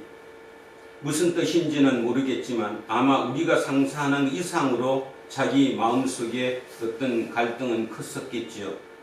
그러나 어찌됐건 제가 여러분에게 말씀드리고 싶은 것은 그가 이 땅을 향해서 선포된 그 메시지가 그냥 쉬운 얘기가 아니었다는 겁니다. 남들처럼 거기에 가면 성공한다는 메시지가 그 소설에 있었던 것도 아니고 어찌 보면 인간적인 삶으로 가장 실패한 삶의 마지막 모습이었는데도 불구하고 아직도 많은 사람들은 노인과 바다를 고전이라고 얘기하고 있습니다. 제가 두려운 것은 뭐냐 하면 위에서 선배 사람들이 그래도 가치가 무엇인지 생각을 하고 있었던 그 사람들이 읽었을 때, 야, 이 작품은 참 인간에게 주는 메시지가 굉장히 커. 그래서 이건 고전이야 하면서 자기 밑에 자녀 세대에게 읽혔겠지만 자녀 세들이 과연 그거를 그렇게 받아들일까? 저는 우려스럽습니다. 아마 진짜 얼마 가지 못해서 지금 태어난 10살짜리 애들이 나이 걔들이 한 30살 됐을 때 그 노인과 바다를 다시 읽으면서 이거 뭔 책이야? 이게 우리한테 주는 메시지가 뭐야 도대체 이게 왜 고전이야? 그러지 않을까 하는 생각을 저는 간혹 갖습니다. 그것은 다시 얘기하는데 물질적 가치로는 질 수 있지만 정신적 가치로 져서는 안 된다는 메시지라고 말씀드렸습니다. 그래서 인간은 패배하도록 태어난 것이 아니야. 파멸을 당할 수 있을지는 몰라도 절대로 패배해서는 안 돼. 이 얘기가 누구에게서 나왔냐는 생각을 가지시기 바랍니다. 예수의 인자. 예수는 오늘 마지막, 우리는 예수의 마지막을 쫓아가고 있습니다. 예수는 말 그대로 신입니다. 신이 죽을 이유가 전혀 없죠. 신이 인간에게 왜 죽습니까? 그런데 왜 그 신이 그렇게 바보 같은 짓을 했을까? 다시 얘기하면 해밍웨이의 표현대로 왜 파멸하고 말았을까? 그런데도 그 파멸하는 그 와중에 나는 세상을 이겼다고 선포했을까? 그 얘기가 뭐였을까? 말장난이었을까? 실제였을까? 눈물 흘림이 한 얘기 아니었을까? 저는 그 생각을 합니다.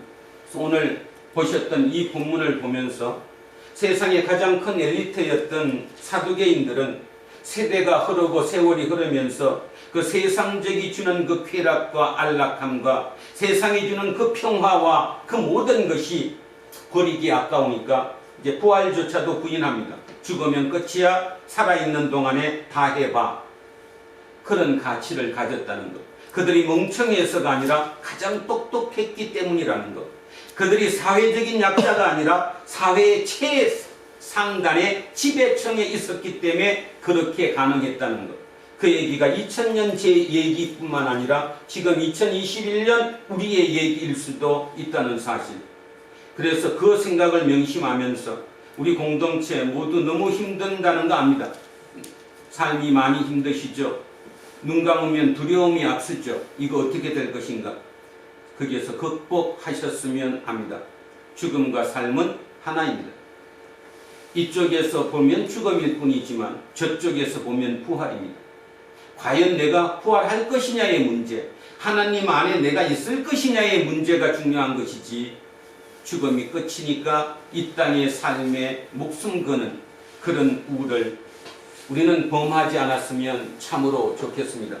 그래서 지금까지 오랫동안 신앙생활을 하시고 부활에 대한 얘기, 하여튼 천국에 대한 얘기, 영생에 대한 얘기, 구원에 대한 얘기 끊임없이 들었지만 혹시 갈등이 많으셨다면 오늘 한 번쯤 다시 한번 새로운 시각으로 우리 기독교 신앙, 예수께서 우리에게 가르쳐 주시고자 하는 그 신앙으로 한 번쯤 돌아오시기를 진짜 주님의 이름으로 축원드립니다. 생각하면서 마지막 한 번만 더 읽고 기도하겠습니다. 같이 합독하십니다. 천천히 시작. 부활이 없다고 주장하는 사두개인 중 어떤 이들이 와서 물어 이르되 선생님이여 모세가 우리에게 써주기를 만일 어떤 사람의 형이 아내를 두고 자식이 없이 죽으면 그 동생이 그 아내를 취하여 형을 위하여 상속자를 세울지니라 하였나이다.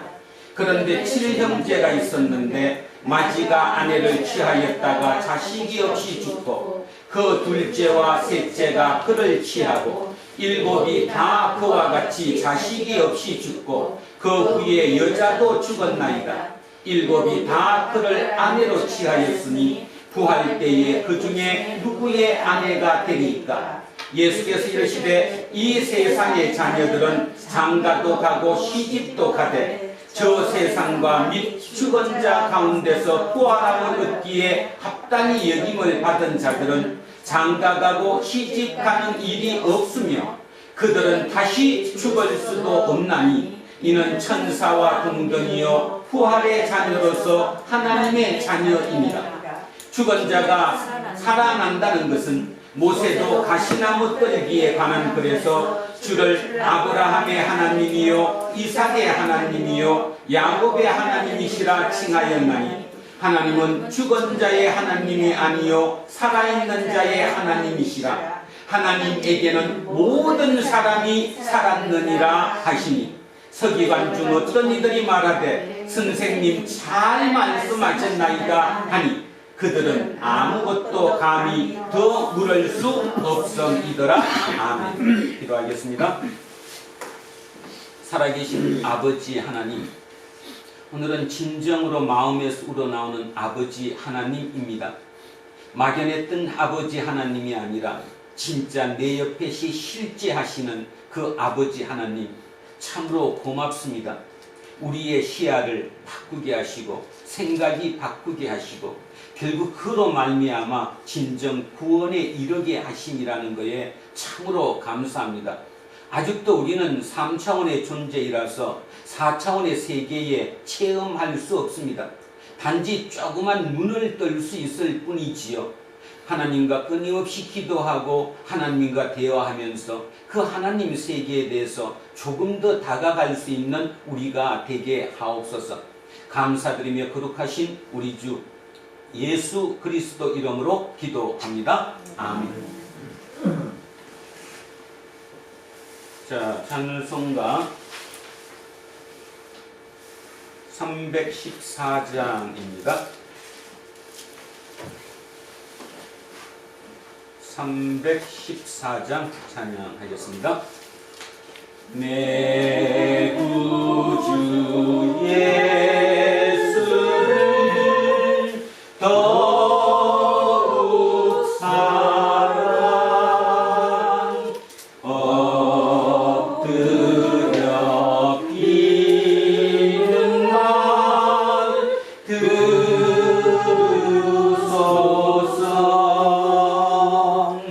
내 진정 소원이 내 구주 예수를 더욱 사랑 더욱 사랑 이전에 세상 다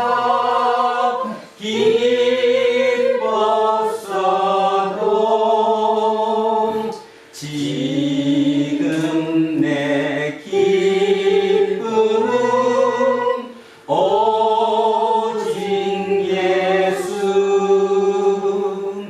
다만 내 비는 말 내 구주 예수를 더욱 사랑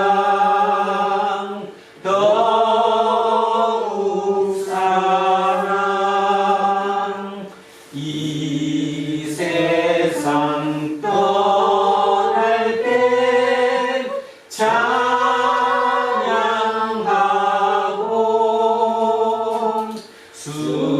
숨질 때 하는 말 이것일세. 다만 내 비는 말 내 구주 예수를 더욱 사랑 더욱 사랑.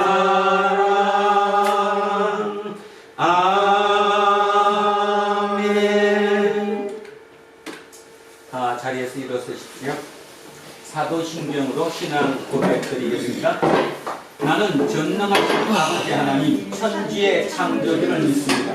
나는 그의 유일하신 아들 우리 주 예수 그리스도를 믿습니다. 그는 성령으로 잉태되어 동정녀 마리아에게 생하시고 본디오 빌라도에게 고난을 받아 십자가에 못 박혀 죽으시고 장사된 지 사흘 만에 죽은 자 가운데서 다시 살아나셨으며 하늘에 오르시어 전능하신 아버지 하나님 우편에 앉아 계시다가 그리로부터 살아있는 자와 죽은 자를 심판하러 오십니다. 나는 성령을 믿으며 거룩한 공교회와 성도의 교제와 죄를 용서하는 것과 몸의 부활과 영생을 믿습니다. 아멘. 내게 있는 모든 것을 아낌없이 드리네. 사랑하고 의지하며 주만 따라 살리라. 주께 드리네. 주께 드리네. 사랑하는 그 주 앞에 모두 드리네. 사랑하는 주님께 모두 드립니다. 오늘은 특별히라 주님께서 알려주는 영생, 부활, 죽음, 천국, 그 모든 것, 그 모든 깨달음, 그 깨달음을 함께 주님께 올려드립니다. 우리의 지금 이 깨달음은 아주 미미하겠지요. 전부를 아는 것도 아니고 부분 중에 진짜 머리카락 하나 정도 되는 조그만 새로운 눈이 떠졌습니다. 그럼에도 불구하고 이점 이렇게 자유로움이 우리 속에 있을 수 있는지요. 그 자유로운 마음과 하나님을 향한 그 마음, 그 깊은 심성을 주님께 이 예물에 담아 올려드립니다. 하나님 기뻐 받아주시고 이후에 우리의 모든 삶마다 우리를 통해 하나님의 모습 이 땅에 드러내시옵소서. 감사드리며 거룩하신 예수 그리스도 이름으로 기도합니다. 아멘. 우리는 세상이 읽고 있는 성경이다. 우리는 세상이 원하는 신앙 고백이다. 우리는 세상이 관심받는 설교다. 하늘에 계신 우리 아버지, 아버지의 이름을 거룩하게 하시며 아버지의 나라가 오게 하시며 아버지의 뜻이 하늘에서와 같이 땅에서도 이루어지게 하소서. 오늘 우리에게 일용할 양식을 주시고 우리가 우리에게 잘못한 사람을 용서하여 준 것 같이 우리 죄를 용서하여 주시고 우리를 시험에 빠지지 않게 하시고 악에서 구하소서. 나라와 권능과 영광이 영원히 아버지의 것입니다. 아멘. 오늘 주신 말씀에 새 힘 얻어서 세상으로 나가서 살아갈 때에 나 혼자 힘으로 늘 부족하오니 주여 나를 도우사 승리하게 하소서. 아멘. 이제 주연절 후 다섯째 주일 공동 예배가 끝났습니다. 각자 처한 삶의 자리로 돌아가십시오. 그 일상에서 차라리 세상을 떠나서 그리스도와 함께 있는 것이 훨씬 더 좋은 일이라 그렇게 하고 싶으나 내가 육신으로 있는 것이 너희를 위하여 더 유익하리라는 바울 사도의 고백을 기억하며 우리도 그 바울 사도처럼 그런 고백을 하며 살아가십시오. 이제는 우리 주 예수 그리스도의 은혜와 하나님 아버지의 영원하신 사랑과 성령님께서 함께 하시고 우리를 인도하심이 오늘도 진정 하나님 안에서 살기로 소원하고 다짐하는 우리 모두에게와 우리의 자녀들과 가정 위에 일터와 사업체 위에 그리고 이 나라 이 민족 위에 이제로부터 영원토록 함께 하시기를 간절히 축원하옵나이다. 아멘.